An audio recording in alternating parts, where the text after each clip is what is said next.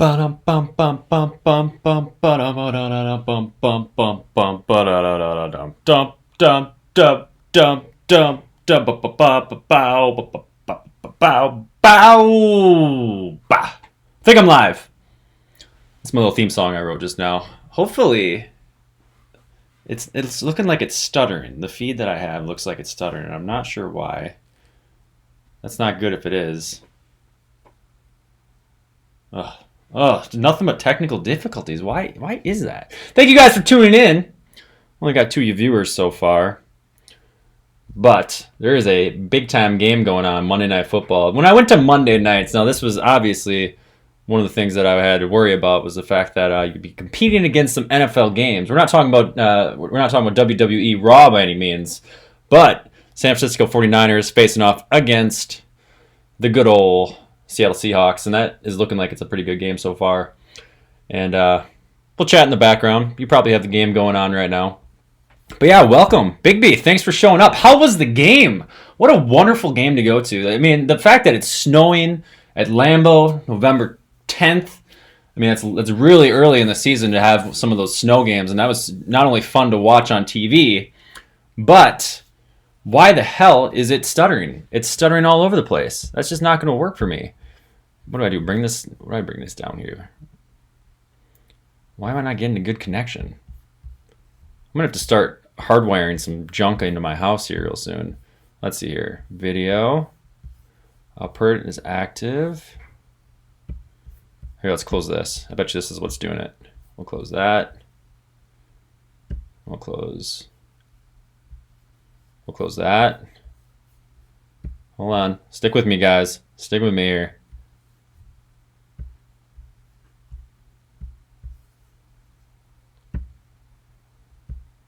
Settings. I don't know. We working? This isn't going to work, is it?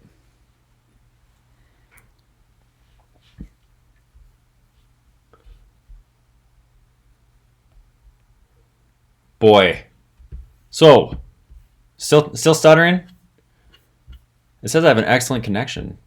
Stream health. Stream is healthy. Stream is excellent.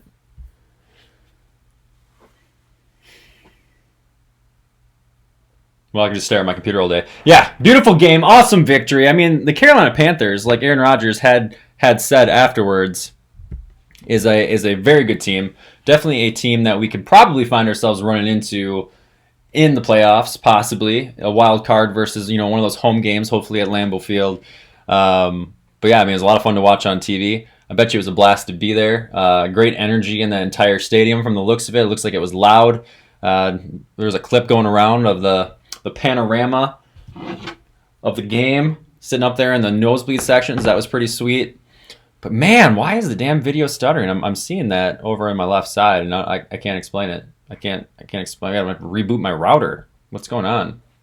So, Packers moved to 8-2. Very big stuff. We head into our bye week. I predicted that the Packers would move to an 8-2 record heading into the bye week, get themselves back on track a little bit, and they definitely did. Still stuttering a bit. Maybe restart. I could restart. Would you guys tune back in if I restart? Hold on. Let's try this. We'll try this. Let's try this.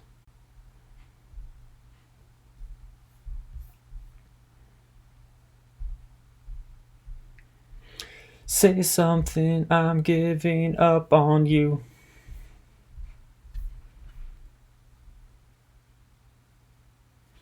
Better? Better? Done stuttering? For the love of God? Doesn't look like it's stuttering. Looks like we're better.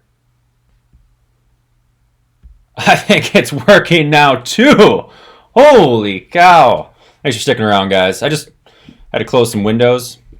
Some of those windows in the background. But we got things up and running right now. So, yeah, I have my Discord link down there in the description. Got my phone handy if you guys do want to chime in and actually call in with questions.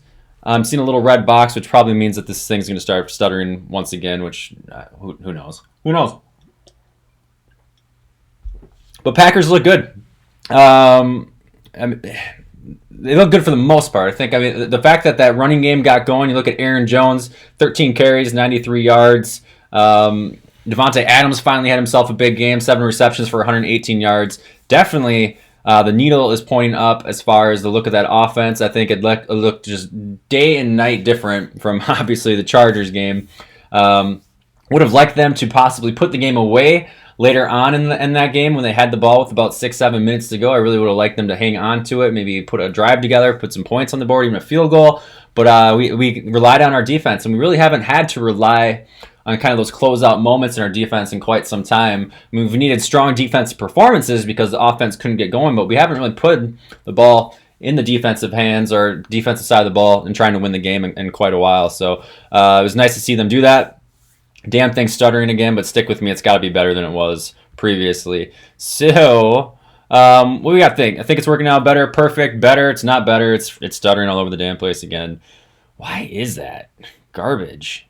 You guys are just wonderful for sticking around. I'm so sorry. That pass interference call on Lazard was so BS. Yeah, they actually asked Matt LaFleur about that in the press conference today. Why, if it was early, something that would have occurred earlier on in the game, would they have, or not early in the game, early on in the season, would it be something that Matt LaFleur would have challenged?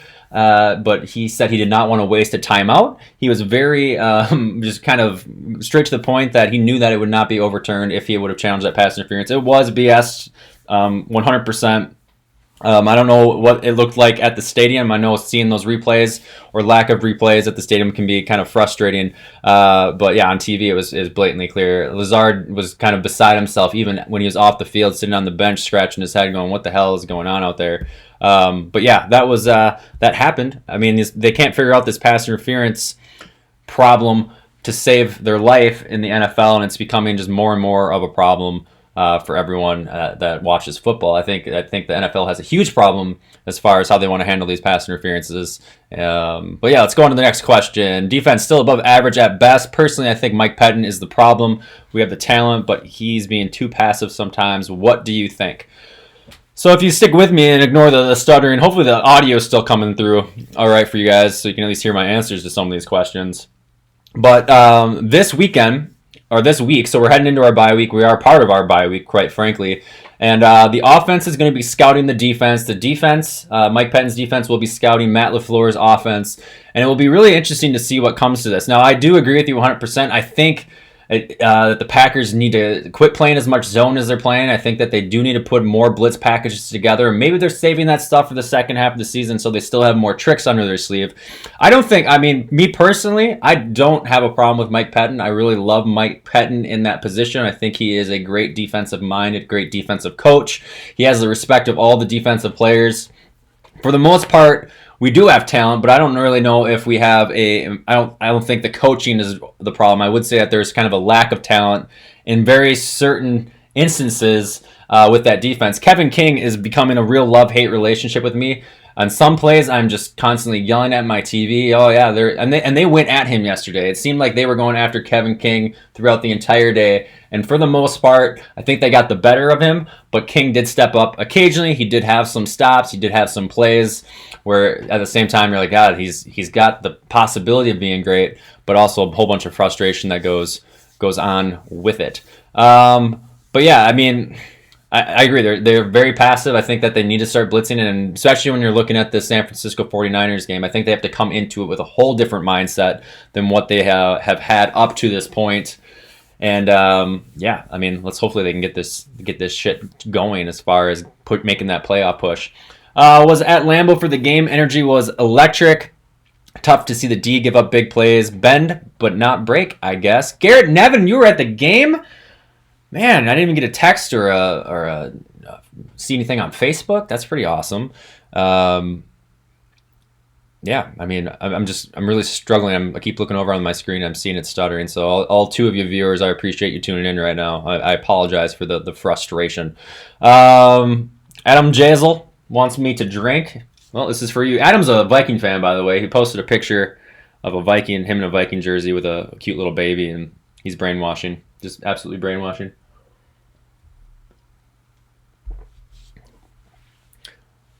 What else we got here? Tramon Williams' interception was awesome. God, you'd love to see Adrian Amos though come away with that pick. I mean, he kind of had his arms out there. It was right in the in the elbow region for him to take that one away. And Amos has been really quiet. I mean, I think we talked about this a little bit last week. He's kind of been slow and steady. He hasn't been really making his name said a whole lot throughout the broadcast, but that's not necessarily a bad thing either because he's not giving up a whole lot of big plays on him as well. But man, you'd love for him to come away with that interception and not have to rely on Tramon Williams to get it. But an interception was perfect in that moment. It was truly a game changer in that instance because Carolina was marching down the field. They definitely had an opportunity to put some points on the board, and that was a big momentum swing for them to prevent them from getting any sort of points out of that. And boy, speaking of points, this isn't one of the questions, but should we talk about the idea to go for a 2-point conversion when the Panthers scored to make it 16-24? I have no idea what's up with that. I had some people ask me about that at work. What were the Panthers thinking? I have no idea what the Panthers were thinking. And they talk about strategy or statistics. Statistics are supposed to help you in that case if you go for 2. I think it's absolutely bogus. If you go for 2, apparently you're down 2 possessions, or I guess, 2 possessions still. You get 2 field goals versus having to go out there and score a touchdown, but it didn't make any sense to me whatsoever. That was really a head-scratching moment for the Carolina Panthers, and I'm perfectly fine that they did it, because had they punched it into the end zone very late on in that game, they would have had to convert a 2-point conversion just to tie it, and boy, am I glad we had that little bit of a safety buffer. But hey, Packers stepped up, stopped them at the goal line, moved to 8-2. Very good stuff that went out there in Green Bay last night. I am so sorry that this stream is stuttering. I don't know what to do. It ran perfectly fine. I got the frame rate low. I'm showing just a bunch of shit. I don't want to. Maybe I should restart my computer, but then I'll think about that for next week. What do you think about the Campbell return? I think Campbell stepped up pretty good. I had some of his statistics here somewhere buried deep within the nest. It was right there. I had it. I lost it. Story of my life right there. Come on. It was good to get him back. I know there's a lot of Campbell fans out there as far as him playing a role on the Packers team. I can't say that I am on that bandwagon with everyone else with how Ibrahim Campbell plays, but what do we got here? He played 42 snaps. He played 58% of the defensive snaps. Definitely got a lot more playing time than I would have actually predicted that he would have got. And it's nice to have him out there as kind of a relief, or I think they're playing him more kind of in that hybrid inside linebacker position because they're not really sure what they have at inside linebacker. A lot of people hating on Blake Martinez. I am not on the hate train for Blake Martinez. One thing that I will say in defense of Blake is that with the addition of Preston and Zadarius Smith, Blake no longer has to be the guy to run around there and tackle everyone because you have these 2 other forces that have been taking a lot of attention off of that. So he doesn't have to be amazing, but at the same time, he did miss a pretty good tackle opportunity on Christian McCaffrey yesterday, and so have a whole lot of people. A lot of people have missed tackling opportunities on Christian McCaffrey, so you can't hold that one against him all that much. Honestly speaking, how many games have we had this season where we've played well on all aspects? I feel like a lot of our wins were somewhat lucky. Hopefully we hit on all aspects during the playoffs. I mean, I would agree. You look at I just got my text from Garrett. Thanks, Garrett. You look at if you're watching the 49ers and Seahawks game right now, which looks like it's still 10-7. The 49ers look like they're on a whole other level, and Seattle is right there with them, especially since they're playing them tough. And I'm kind of pushing the 49ers, I think, more than any team that has pushed them so far this season. But the Packers just haven't found that aggressive nature that we want to see. Now, one thing that tells me that perhaps this team is capable of it, let's talk about the decision to go for it at the end of the first half rather than kicking a field goal, and I absolutely love that decision. Now, you probably want better results. You'd love them to absolutely punch it in the end zone and obviously score at that point, but the fact that LaFleur took the shot and was comfortable with it says a lot about his mindset and possibly what we can find from an aggressive nature with this team. You look at teams like San Francisco, like I mentioned before, you look at the Patriots, you look at the Kansas City Chiefs, you look at some of these teams, and Kansas City has just been weird, so I'm going to include them because I still think they're a great team.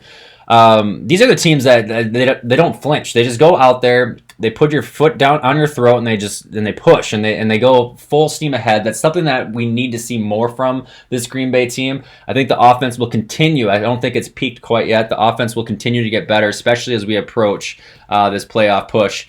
I'm just trying to think of why this fucking camera keeps stuttering and I keep losing my train of thought. Absolutely. Thank you guys for being here. I mean, yeah, I got 9 of you. This is absolutely more than I expected with just a stuttering video, and I promise if it's not, I can't promise anything. Seems like every week something pops up that just drives me nuts. If it wasn't the exposure in my previous videos, I fixed that this time around. Now the damn thing's stuttering, and you guys are just hanging out with me. Yeah, go Pack, go. I'm going to take a drink on that one. What else we got out here? What do you think about Jimmy Graham finally starting to earn his money? Yeah, well, I'm not entirely sold on the fact that Jimmy Graham is earning his money by any stretch of the imagination. He has these games. He has these moments throughout games where you think that he could be a really strong asset for our offense, but then you have other. Here's a couple things that we saw yesterday. He had a great catch down the middle. What did Jimmy Graham finish with? 2 catches, 59 yards. So his longest was a 58-yard pass on the day. That was that beautiful catch down the middle. He had an awesome block when it came to a catch by Davante Adams, and that was just something that you didn't see out of Jimmy Graham, or he's not known for being a blocker. So he absolutely exceeded expectations there. But he couldn't get his foot down in the end zone, and yeah, maybe that was it's a challenging catch. You're on the pylon, but you're like, what, half an inch away from just getting that left toe down and scoring a touchdown. And the Packers don't have to worry about going for it once more at the end of the half. And the Packers do have a 21-7 lead, 21-10. What, I don't even remember what the score was. 21-10, I believe, is what it would have been. So you'd like to see him play a whole lot better. I'm not convinced that it's the Jimmy Graham of old. I don't think he has earned his paycheck, but he still has a lot of time in this season to prove me wrong and earn his paycheck. And it seems like no one else on that Packers team is really worried about Jimmy Graham. Matt LaFleur said in his press conference afterwards that he loves what he brings to the team, that he's fine not being the star, not getting 5, 6, 7 throws his way in a game. He's perfectly fine just playing his role. Those are things you like to hear, but at the same time, you're paying that guy $10 million a year, and you think that he could definitely be more of an X factor for you on the offensive side of the ball, which he just, quite frankly, has not been. What's up, bro? I enjoy Blake Martinez. I love Blake Martinez, too, and thank you for tuning in, Graham25. You are one of those loyal viewers, right up with Big B. Jimmy should have had a touchdown, couldn't put his foot down. And by the way, the Mook, who is commenting right now, is a Vikings fan as well. So I like to see that. Welcome to a Packers podcast, the Mook. It's Mook. If you're a pro, you get that foot down, in my opinion. I agree. I mean, they can't all be like Adam Thielen. They all can't get their toes down. They all can't be like Jared Cook, if you want to talk about a Packers reference. Because that guy, I miss that guy. I think I have a jersey. I got a jersey somewhere. In case anybody ever screams out, remember Cook. That's why you always just keep a stack of, ever since I recorded an episode a month ago, I just have this stack of Packer jerseys in the background. If you're a Bears fan, I got a Clinton Dix one back there as well, but nobody wants to see that. Nobody wants to see that. Keep trade cut. Aaron Jones, Davante Adams, and Jair. Wow, we're playing games. Playing games on the old Monday night live stream. So keep trade cut. Whew.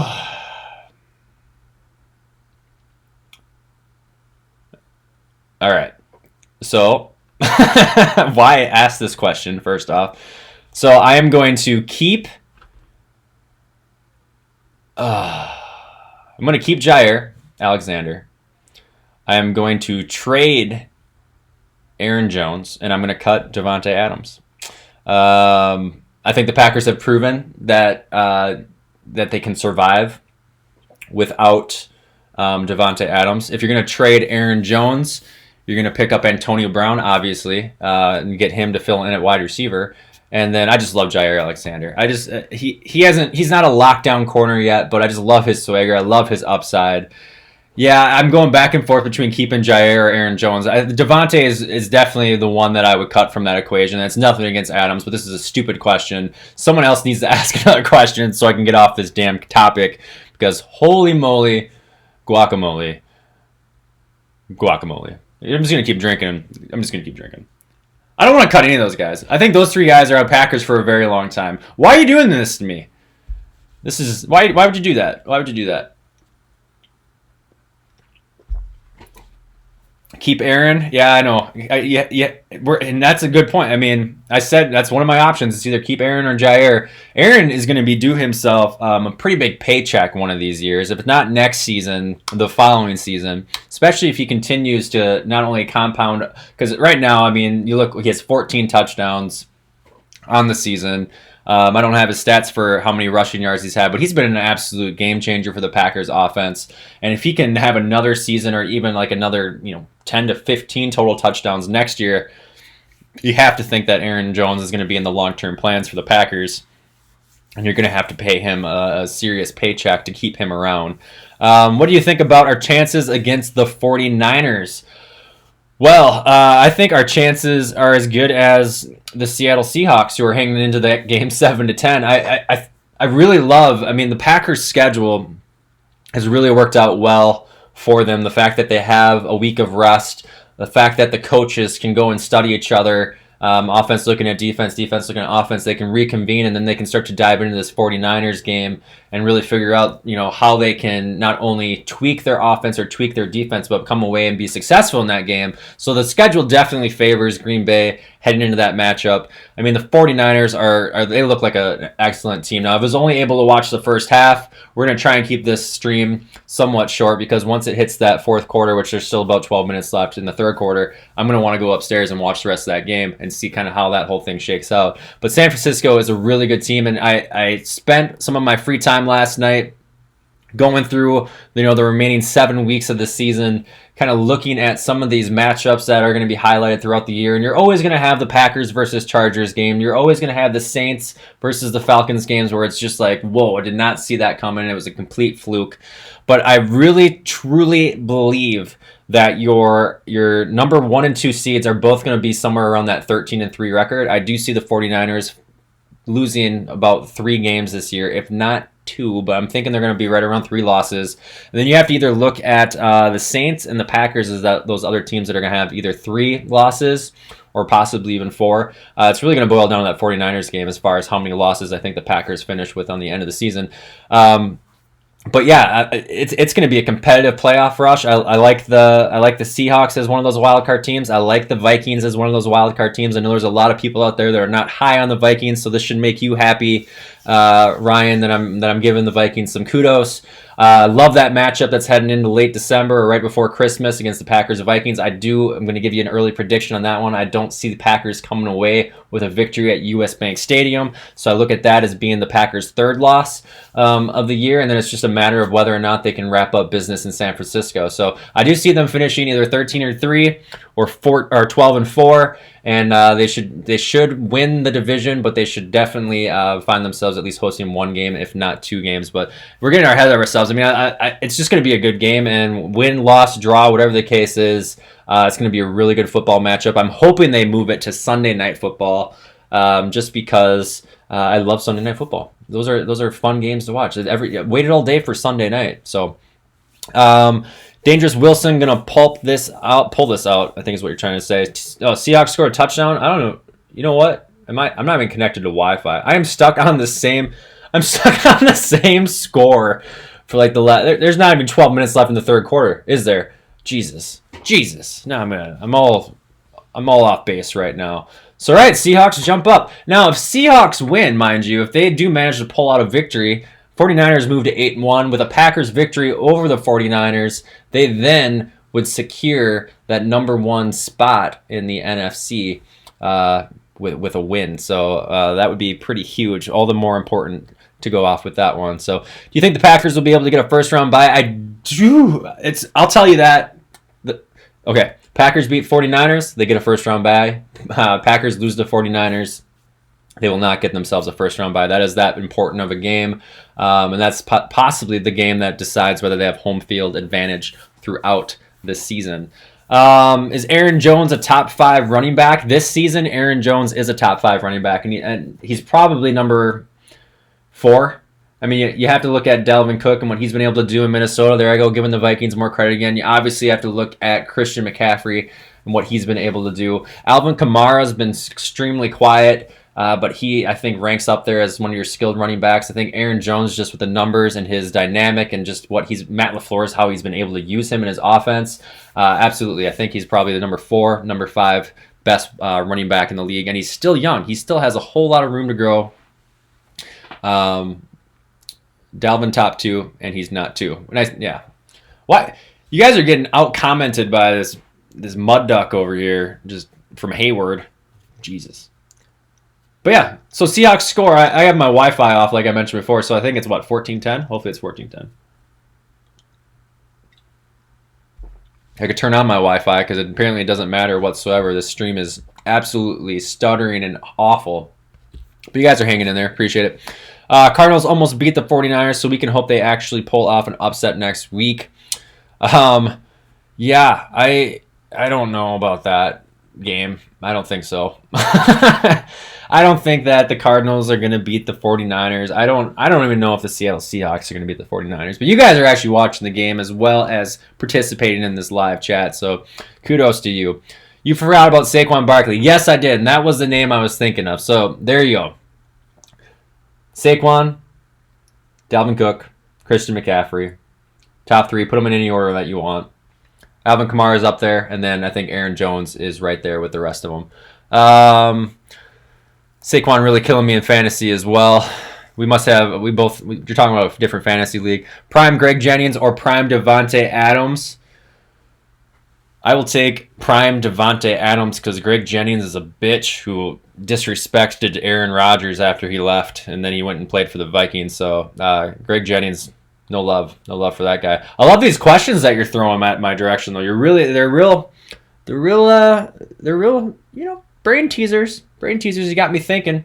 1 yard rush on 13 carries yesterday. Who had one rush yard? Oh, Saquon had that bad of a day yesterday? Jesus Christ. Jesus.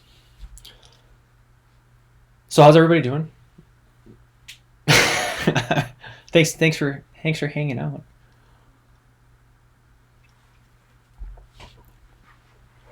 So what are some other things that we can talk about as far as so we head in this bye week, sitting at 8-2.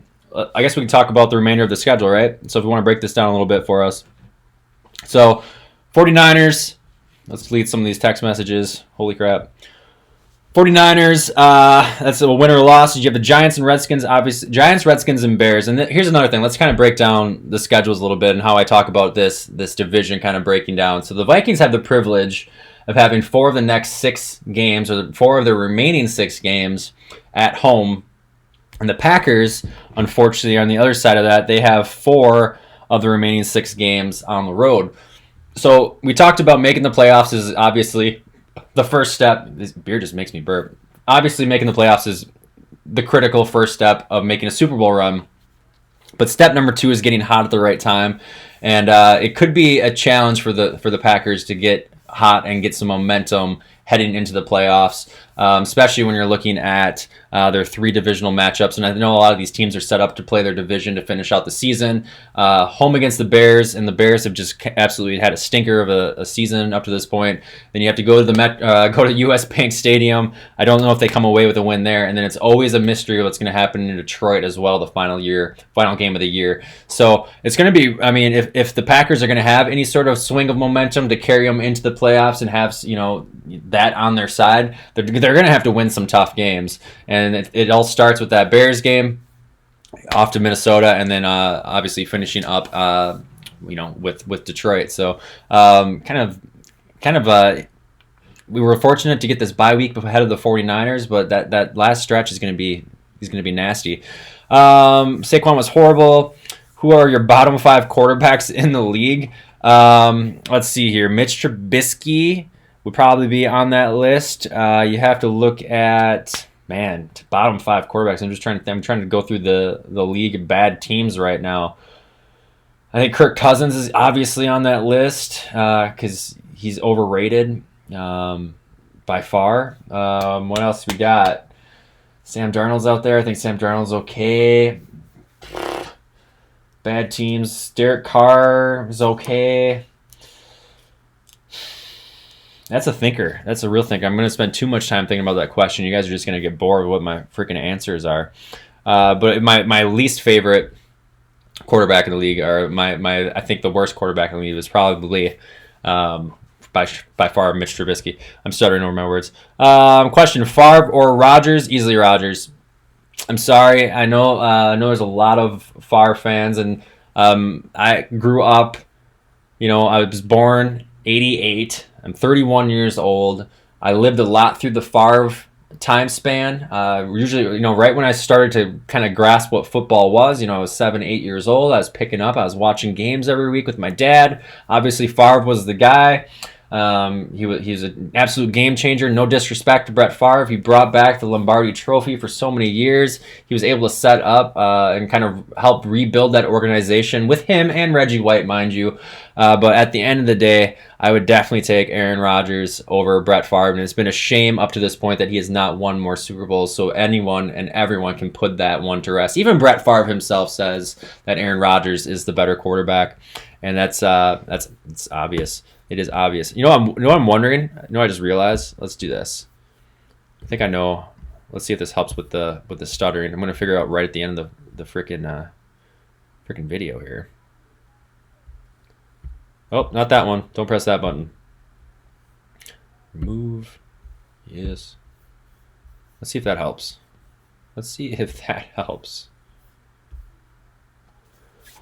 All right, Ravens versus Packers in the Super Bowl. Yeah, let's talk about those Ravens. That didn't help. Doesn't look like that helped. Oh, maybe it did.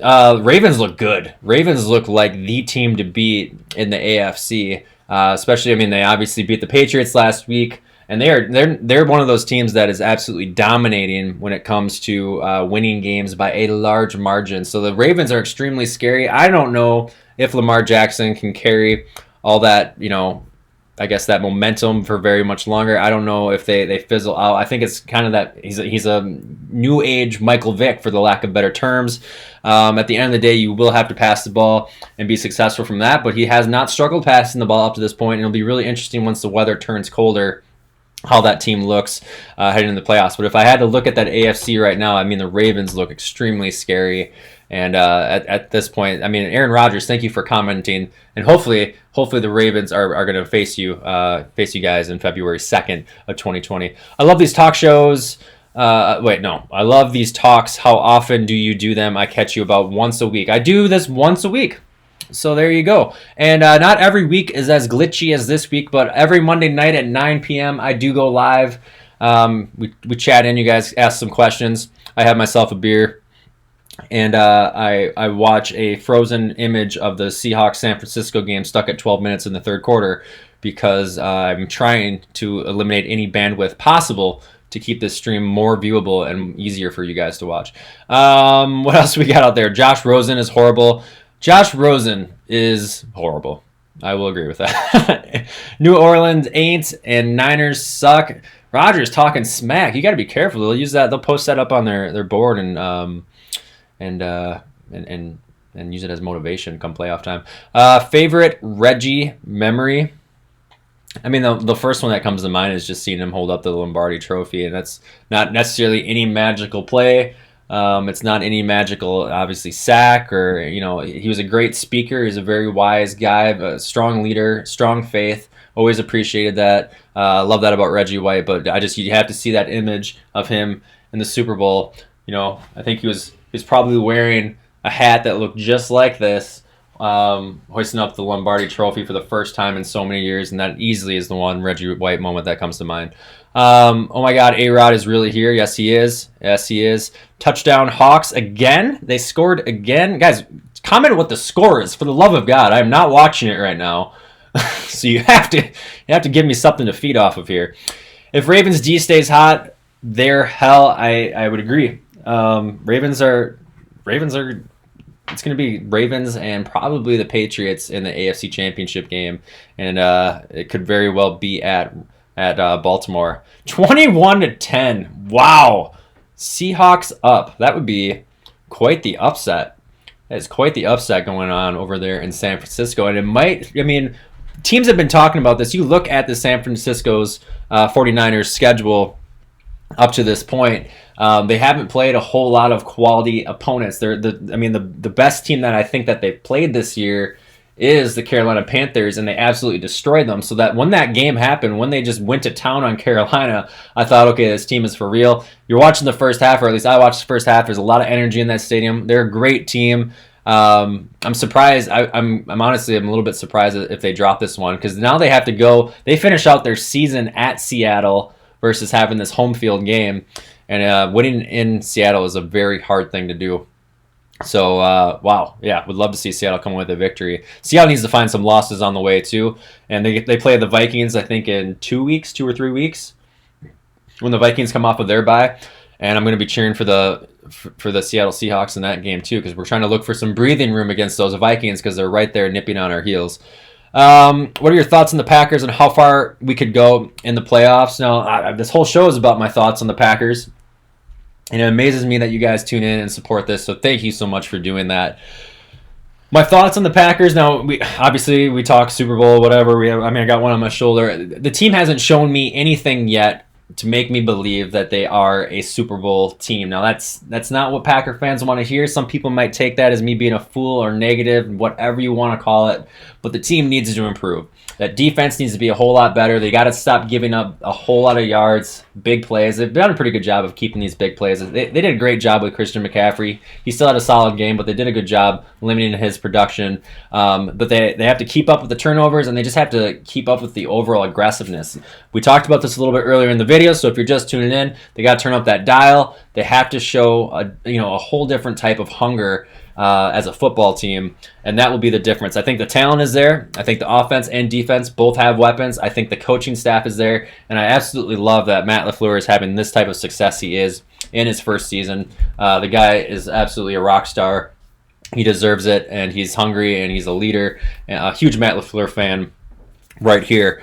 But we're going to find out exactly what we have going into the playoffs, whether or not we can make a strong push to the Super Bowl. But at this point, you're 8-2. You're one of only 3 teams right now that have 8 wins on the season. And then if Seattle wins tonight, they will be the coveted 4th team with at least 8 wins on the season. So they're up there with the rest of them. And having 8 wins through 10 weeks is not an easy thing. 49ers losing. Rodgers is loving that. Did anyone see that Seahawks were winning 71-10? Someone screwed up that Heisman package for the Ravens with Ingram and RG3 in the backfield. I like that. I haven't actually watched a whole lot of the Ravens. Were they using RG3 in the backfield? What the hell's that about? What do you think are the rookie tight ends? When do you think the rookie tight ends get some targets? And I hope Robert Tonyan come back after the bye week healthy.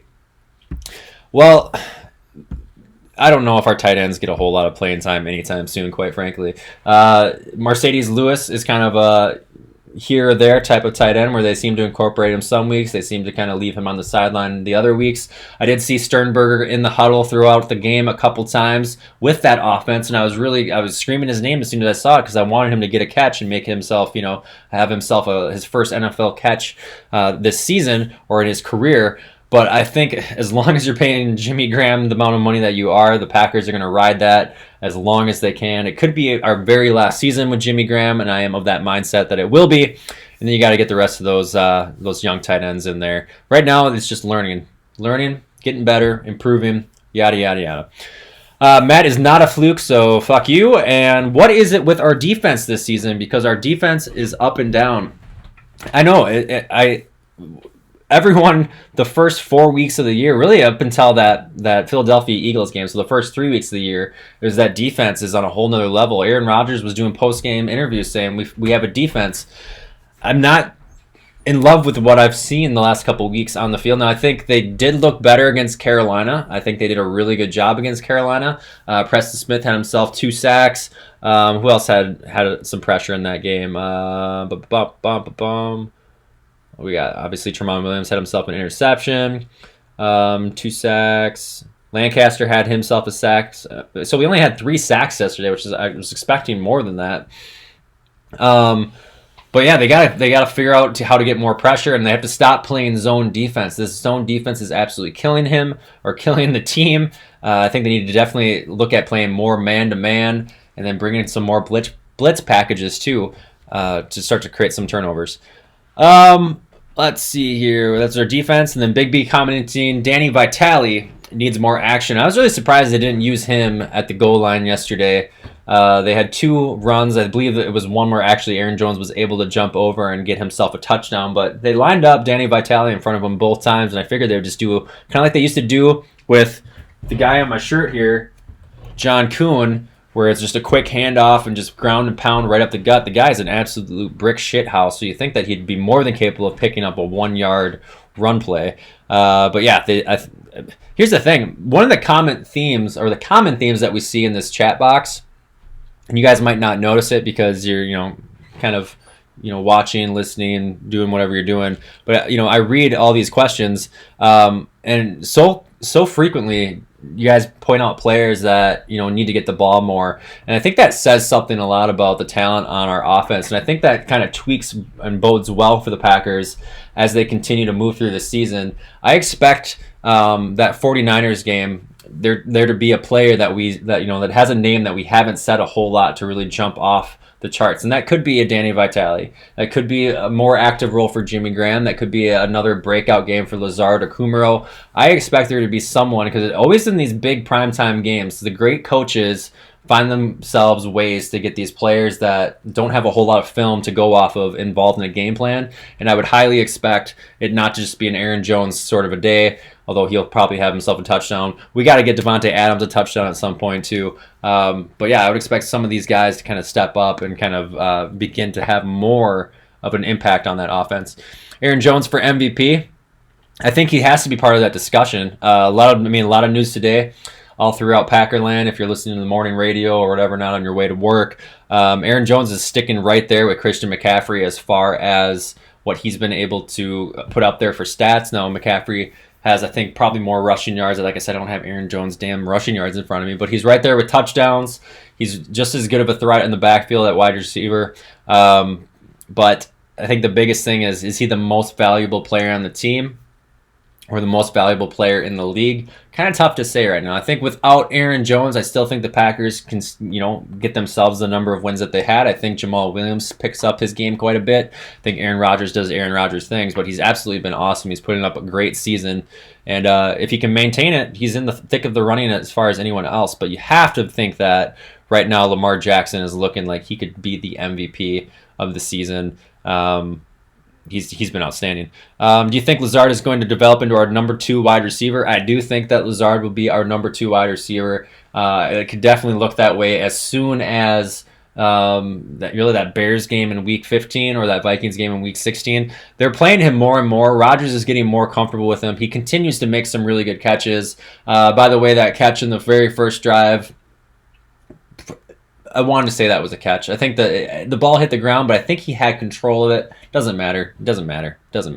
But yeah, I think Lazard is going to be the number 2 wide receiver. I haven't seen a whole lot of things that I like out of Allison so far this year. I haven't seen a whole lot out of MVS this year that I've really liked. They've had some good catches, but they haven't been very consistent. Neither of those guys stepped up when we need them to when Devontae Adams went down. And Lazard's a big boy, big target, hungry, and is kind of just kind of flying underneath the radar.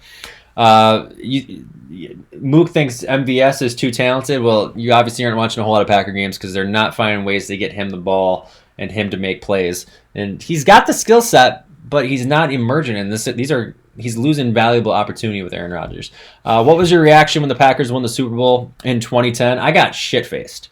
Why would I have broken glass with me? But I had this really tall pint glass that I was drinking out of. If you guys remember, there were 2 big songs that came out back then. You had Green and Yellow by Lil Wayne. That was obviously a redone version because Lil Wayne is a huge Packer fan. And then the other one was Black Eyed Peas. I got a feeling it's going to be a good night. And we were playing loud music and drinking. It was I could talk forever about. I have so many memories of that game and from that weekend. I want to redo it. we need to have that feeling again. We need to have another Super Bowl. It's going on what, 8 years? It'll be 9 years by the time the next Super Bowl rolls around. It feels like it's long overdue, and we're slowly building this team back to definitely being a Super Bowl contender. I don't think we'll re-sign Gmo. I agree with you. I'm not sure we re-sign Gmo. What's the deal with David Bakhtiari penalties this year? What's the deal with the Packers offensive line the last 2 games? Now, they did clean it up a whole lot versus that Chargers game. I think, but Bakhtiari and both him and Bulaga are dealing with some sort of injuries, not completely disclosed. They're still going out there and being effective, but I think there's something more going on with Bakhtiari that's causing him to have a little bit more penalties than what we're used to. More Vitali action, please. And then Israel, what's up, man? What's up? You tuned in. I'm 47 minutes in. Game's probably over. The 49ers game, Seahawks game. I'll just look it up on my phone. I don't have to connect to the Wi-Fi. But yeah, 47 minutes in. This is probably one of my longest videos. I don't know how you guys are still sticking around. Absolutely appreciate it. Watching this stuttery video. I'll have to go back and rewatch this video and see if it's actually as bad as it looks. But it looks pretty bad in my little preview screen off to the left side. So I type on my phone, trying to figure out what the damn score is.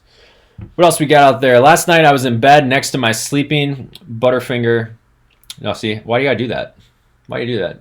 It wasn't even Butterfinger. You gotta put in inappropriate comments. Don't do it. We've gotten to that point where there's no good questions anymore and people are just getting crazy.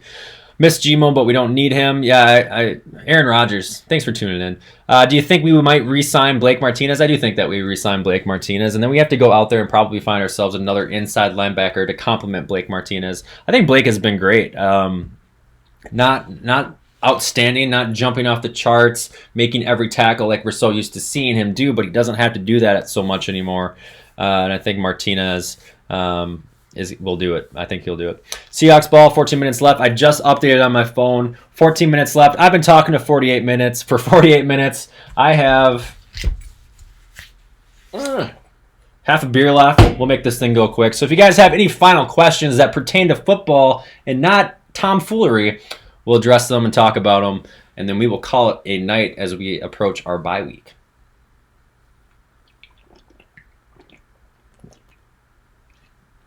I could have done it right there, but I didn't want to burp too much. What do you think about Kevin King blowing big plays? It drives me nuts. Talked about it very early on in the video. Kevin King is probably the most frustrating player on the Green Bay Packers. Hands down, there's not a single player this season that I yell at the TV more, and I'm sure he's hearing me. I know he's hearing me because the very next play, he comes out and just does some whack shit, crazy, awesome performance. And you're like, why? You either suck all the time or be awesome all the time. I can't have you going back and forth, and that's honestly how I feel about Kevin King. What's our biggest need next year? And I'm going to bounce right off of that. I think our biggest need is going to be a cornerback. We have to go out there. Tramon Williams will not be on the roster next season. Josh Jackson has not kind of developed into a significant role for our Packers defense. And Kevin King's way too up and down between his injuries. See, here comes the burps. Way too up and down between his injuries and his inconsistent play. I think that they would need to go out and find themselves another cornerback, and it drives me nuts that I'm saying that they're going to draft defense in the first and second round, but it very well seems that it could be that way. I don't think you draft a wide receiver in the first and second round. I know we want a wide receiver to go along with it. I don't even need to read your comments, but we need ourselves another good cornerback. Do you think we re-sign Brian Bulaga or let him walk? I think Brian Bulaga will not return to another season. I think that he's getting too old in age. I think he's obviously having an outstanding season, but you look at a guy like Elton Jenkins, who's been absolutely phenomenal. I think I read a stat. He's at least the third best pass blocker in the NFL at left guard, and that's for a rookie. He could even be the number 2, but I'm not going to blow any crazy statistics out there. But I think Bulaga will have to go away in the very near future. He's just getting too old in age. We should have got the other King in the draft, Desmond King. It's disappointing because we could have drafted TJ Watt instead of King, and that's the player that drives me the most crazy right there. And we traded back. We had I think it was 28th or 29th pick that year, and we traded back into the second round, and sure as shit, the Pittsburgh Steelers go out there and get TJ Watt, and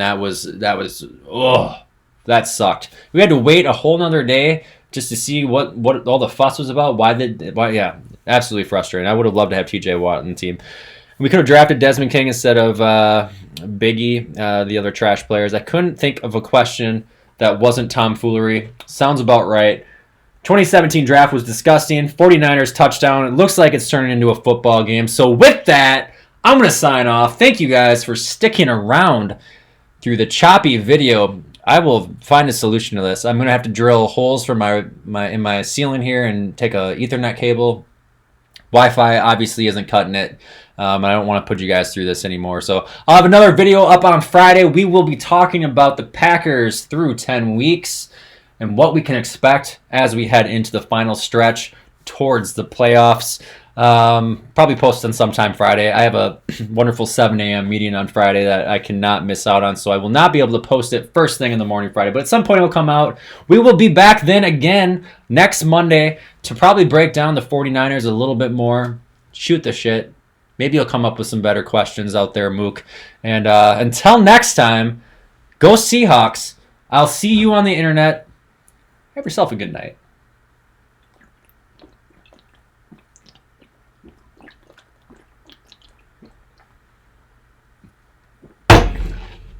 Game.